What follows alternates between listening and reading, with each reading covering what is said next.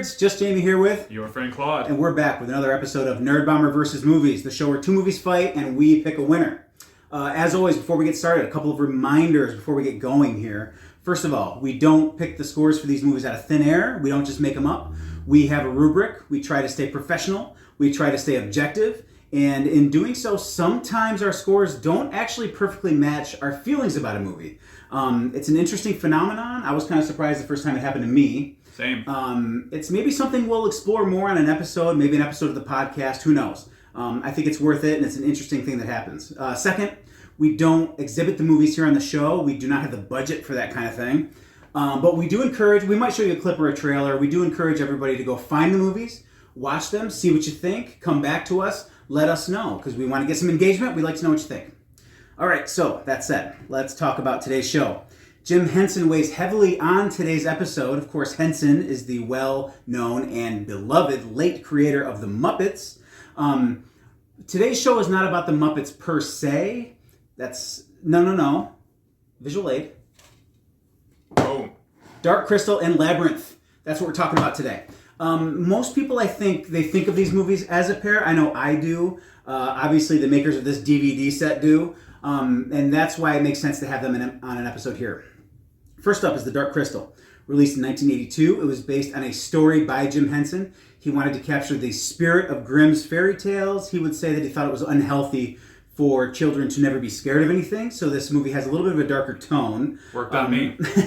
Henson, by the way, shares directorial credit with the legendary Frank Oz, a.k.a. Yoda himself. Anyway, Henson had been working on it since the mid-'70s. At a certain point, he had a 25-page treatment that he felt captured the story. He handed screenplay writing responsibilities over to David Odell, whose other credits include a lot of Muppets material, but also the 1980s movies starring, well, not starring, but featuring Supergirl and the Masters of the Universe. Hey. Now, the film is obviously visually arresting, and a lot of credit for that can be given to Brian Froud, a fantasy illustrator who also worked on Labyrinth. And, of course, the Jim Henson Creature Shop is on display as the designers and builders of the various creatures and characters in the movie. They're responsible for most of the set dressing, etc. The cast is interesting because, in a change from the norm for these types of characters and these types of performances, many of the characters in this movie are not voiced by their puppeteers, as you'll see in a second. Presumably this was to separate any familiarity with the voices everybody had heard in the Muppets or Star Wars, or basically anything featuring Jim Henson or Frank Oz especially. So we have Stephen Garlick. He plays Jen, the Gelfling protagonist of the movie. This was physically performed by Jim Henson. Again, Garlick does the voice. In the case of Kira, the other Gelfling character, Lisa Maxwell does the voice. Catherine Mullen does the physical performance. You also had Billy Whiteclaw as the voice of Aughra, and Frank Oz doing the physical performance there. And then finally, in terms of the lead cast, you had Percy Edwards voicing Fizzig, Kira's little pet dog monster thing, and Dave Gills does the physical performance. By the way, Kyron Shaw gets stunt performance credit for almost every lead character in the movie. Shaw is a small person who has done stunt work in Star Wars, Lord of the Rings, Harry Potter, many other movies. There's an impressive resume there. Wow. So been a busy guy. All right, now, the Villainous Skeksis are a different story. They are usually voiced and performed by a single performer. They are a total body puppet operated similarly to Big Bird, albeit a little bit more complex. That means that one of the actor's arms controls the head. This is what separates these puppets from being just a creature suit with an animatronic head. So that's what you see in a lot of creatures in this movie that aren't the Gelflings.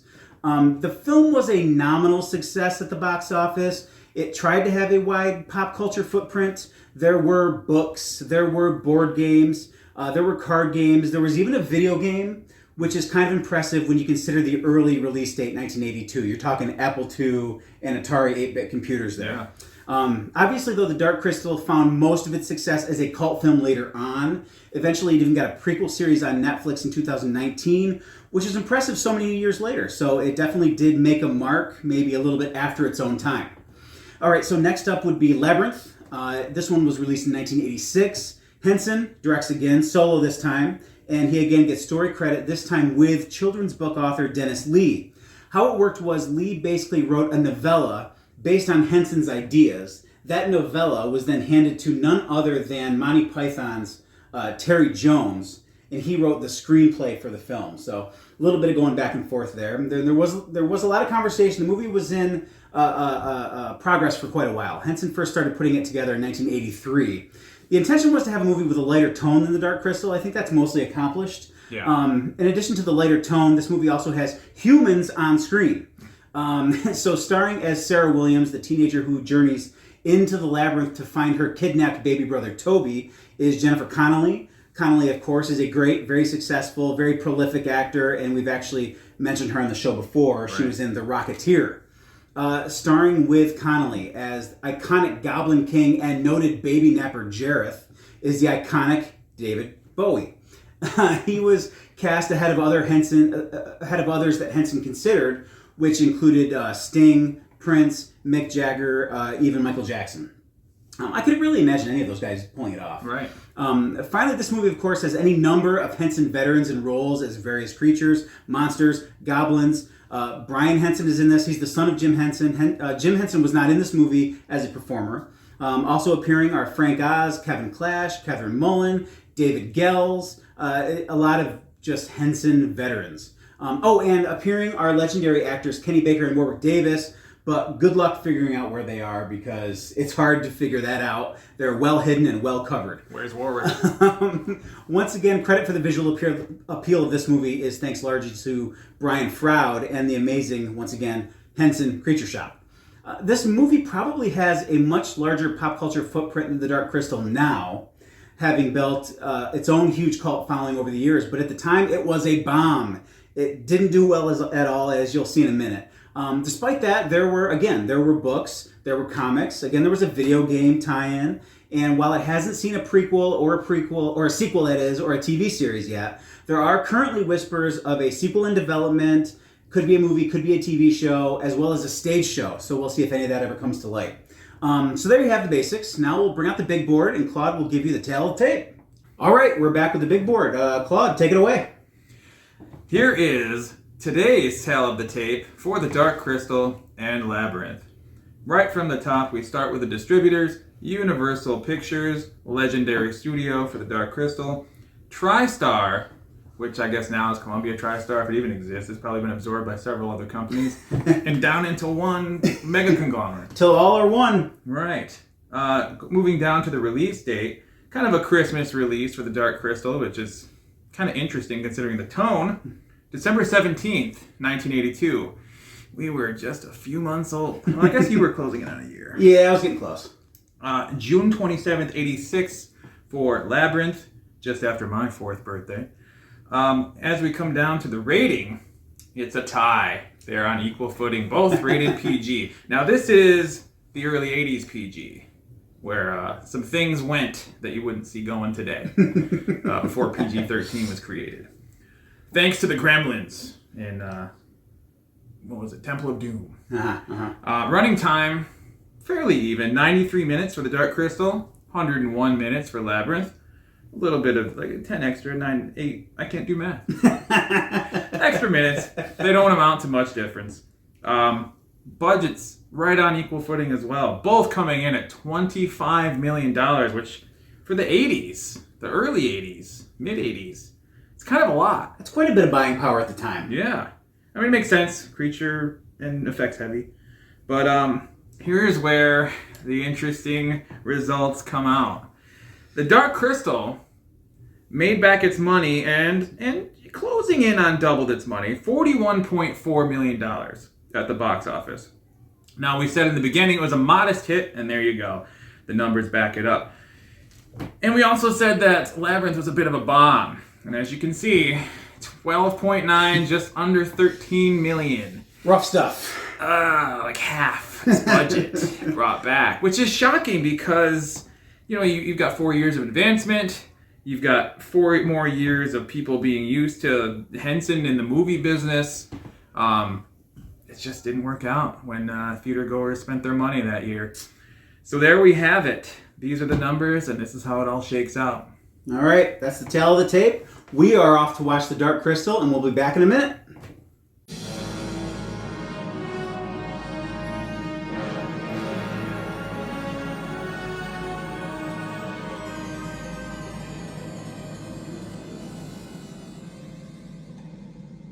Today, the ceremony of the sun gives no comfort. Today, an emperor lies dying. Today, a new emperor must seize the throne.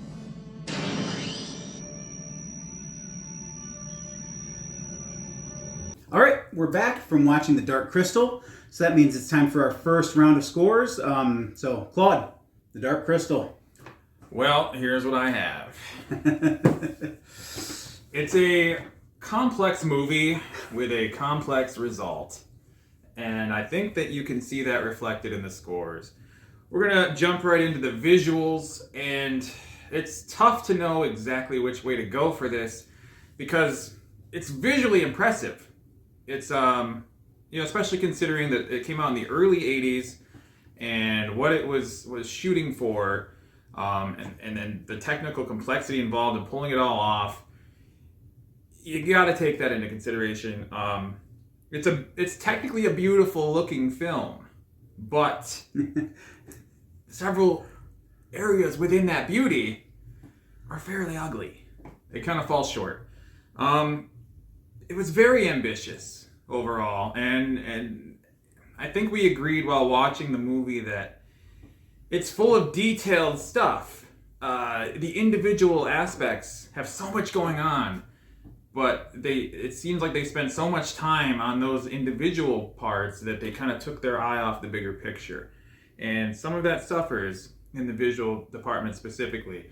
Some of the way that the main protagonist, the Gelfling puppets, are pulled off are rough, for lack of a better term, confusing, and very different from what you're used to seeing in a lot of Jim Henson stuff. I could go on, but I think I'm gonna leave it at that. 6.5 for the visuals. We're gonna make up for that a little bit over here in the performances. I gave it an 8 because, again, the sheer complexity, the sheer scope, and all of the things that they have to juggle to pull off something like this, with so many, puppet and animatronic and matte paintings and sets of different scales. It's a lot going on, and I've got to respect that. It looks great. It's very professionally done. 8 out of 10. It's really nice. However, the story, the plot, the dialogue, the writing, it's a 4 for me. It's our lowest individual score on the show so far. Right. Nothing's gotten below a 5. And I had to cross that threshold for this because, for me, very hard to follow what's going on, what the point of the story is, until about the third act. You finally start seeing the pieces and you go, oh, that's what all this was for. It kind of should have been explained a little better earlier on. Like I said, there's a lot of moving parts, and some things take up all the emphasis, and other things get left by the wayside. And it was very difficult to kind of wrap my head around exactly what they were trying to tell me. So here we are, 6.5, 8, and 4 for The Dark Crystal from me. So I guess that means it's my turn. I don't disagree strongly with any of your points. My scores have less range and they're a little bit different, but a lot of my thoughts are the same. So we'll get out my board. Visuals. 7. What was your visual score? 6.5. 6.5. So I give it a little bit of extra. Again, I agree with you on almost every count. Right. There are things that the movie does on a technical level that are very impressive. The backgrounds, the set dressing. Almost every puppet looks great. There's moments that are happening with little creatures and plant life. It all looks great. What hurts it are the central protagonists. Like you said, those Gelfling puppets to me, and I think you agree, they are not as effective and they stick out against the complexity and visuals of the rest of it. I think that Henson they limited themselves with the faces that they created were much less emotive, much less workable. And so that really hurts it. If those puppets were a little bit better, this movie might have gotten an 8.5 or 9. Sure. Because it has so much going for it. But yeah, the Gelfling puppets really hold it back. And unfortunately, the Gelfling puppets are the protagonists. Right. So they're so central that they cause a lot of damage to the score. Yep. So moving on, writing, I have 7, a little bit lower than yours. Nope, that's performances, by the way, a little bit lower than yours. I've got 7 to your 8. Again, I agree with what you're saying. There's so much going on in the puppeteering. It's very complex. It's very well done. What brings it down a little bit is the decision to separate the puppeteers from the voice performances. Mm-hmm. I think that there is a little bit of, again, especially with the Gelfling characters. Yeah. So again, I think there ends up being a little bit of a space between what's happening with the puppets visually and the emotions that are coming out of those voice performances. It's not to say that any individual piece of that is somehow unsatisfactory, but to me they don't quite connect maybe as strongly as they could. Okay, then we get to writing, and again, I dropped down to 5. That's, I think, my lowest score on the show so far, right on that middle spot. Again, similar, the plot moves very slow. The pieces don't start to come together until you get toward the end. I think this movie could have been a lot tighter, and I think that was a big sort of issue that I had watching it, was it just took a while to get going. And again, great to look at, but there were just some very key decisions that were made that I think hurt the movie a little bit. So there are our scores for The Dark Crystal. That's the first round. We're off to watch The Labyrinth, and we'll be back in a bit.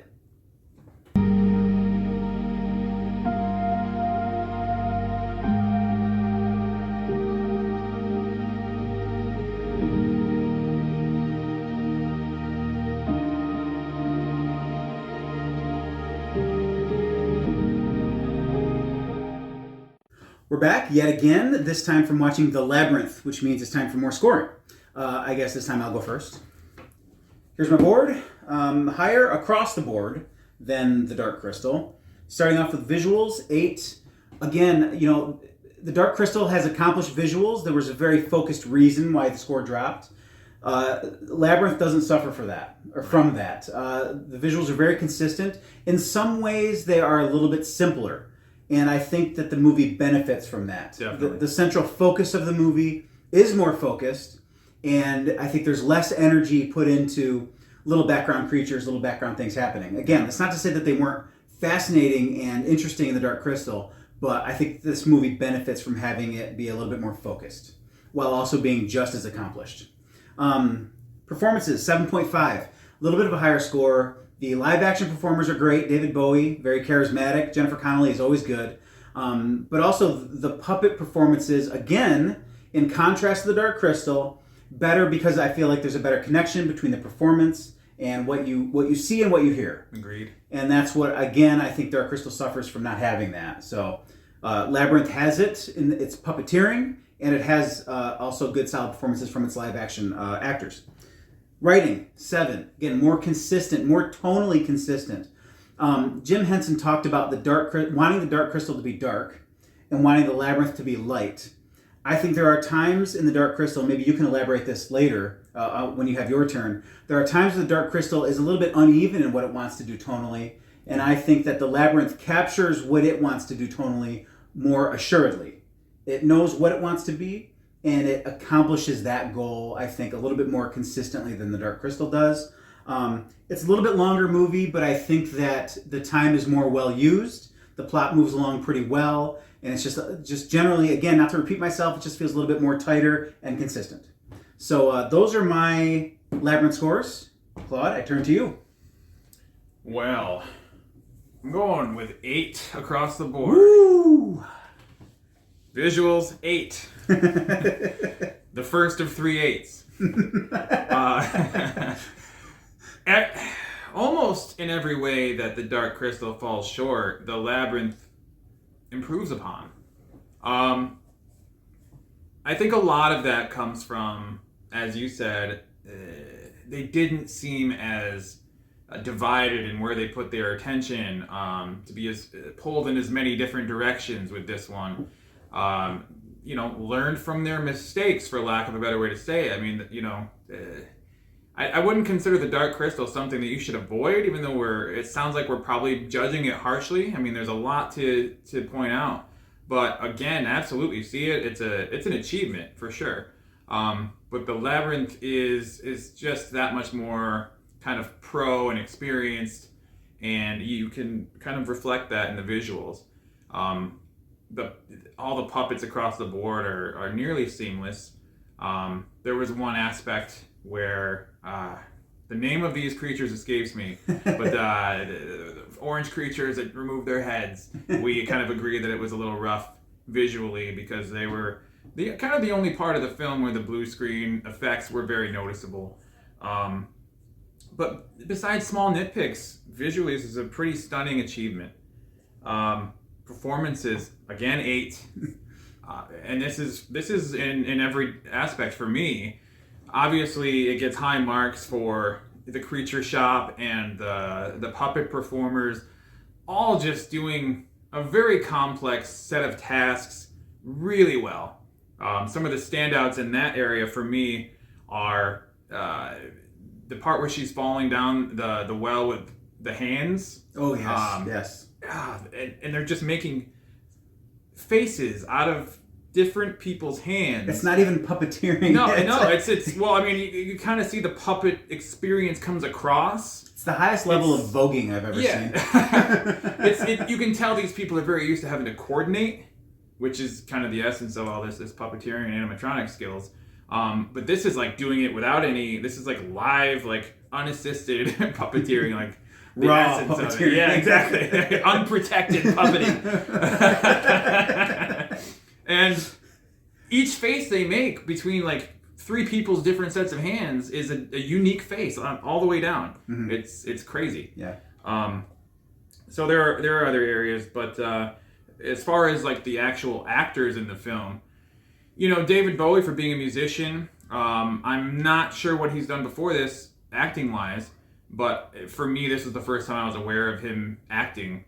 And while he may not win an award anytime soon, his screen presence is notable. I noticed that when he came on screen, when his character was introduced in the movie, neither of us said a word the entire time. I mean, he commanded the screen. And he's a very memorable character in general, from the look to just the performance. Jennifer Connelly was great. Everybody across the board kind of was firing on all cylinders. Give it an 8. Writing. Let me guess. 8. I know, we were all waiting with bated breath on that one. But whereas I gave half of that score to The Dark Crystal, that's just how much of an improvement this movie has over that. It seems like they really paid attention. They really learned from the shortcomings of The Dark Crystal, the earlier movie, and they were very measured, very focused on telling the story in a way that was clear, concise, communicated very well paced. There really wasn't anything that's hard to understand in this movie that wasn't made clear.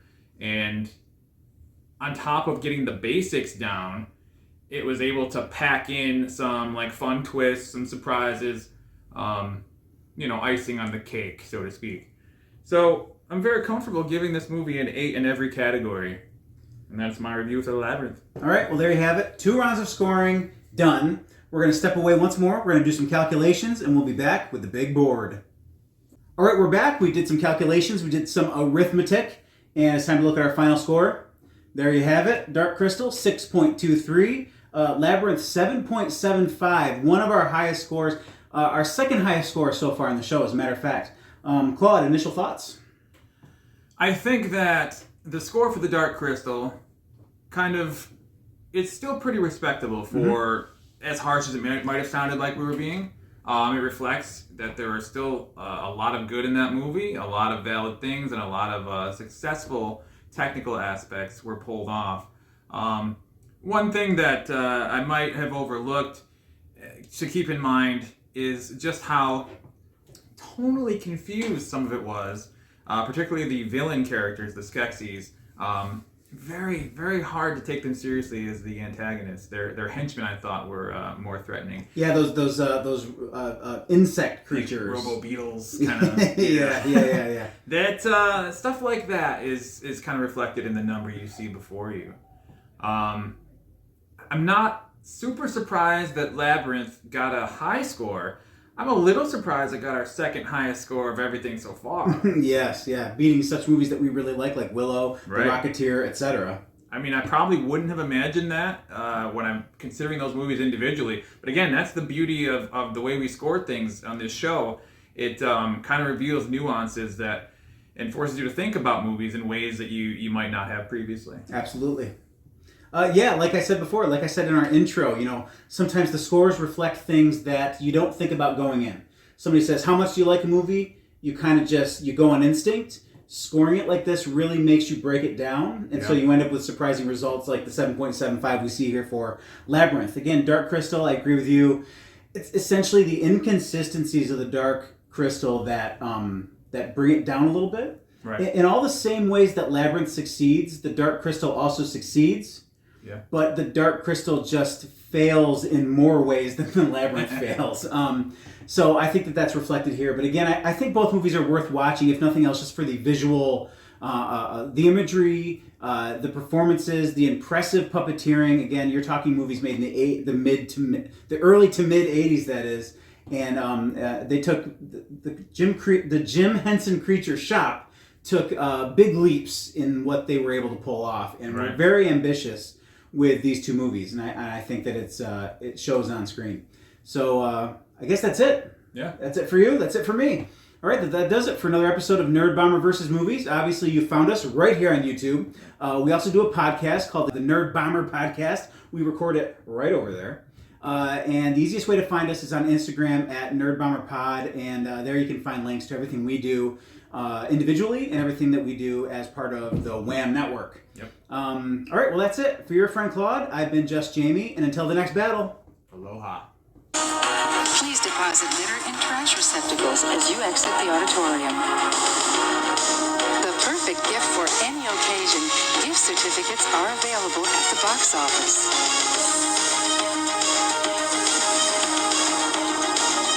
Please don't talk during the movie. Thanks for visiting with us. Buckle up and drive safely. See you next week.